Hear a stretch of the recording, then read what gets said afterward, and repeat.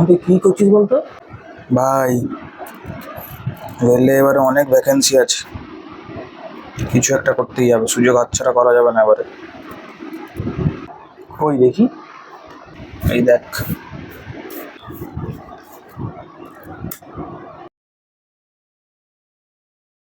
তাই তো রে, এবারে সুযোগ হাতছাড়া করা যাবে না, আজ থেকে প্রিপারেশন লেগে পড়তে হবে। দেখ এবার আমারটা দেখ। এই চিকনা, দে 5 টাকা। এই 5 টাকা দে। এই শাহরুখ খান, দে। দিবি না? এই শাহরুখ খান, দিবি না? 5 টাকা দিলে কি মরে যাবি নাকি যাবো উঠবে? এই দে, দে, আয়। দেখেছিস এরকম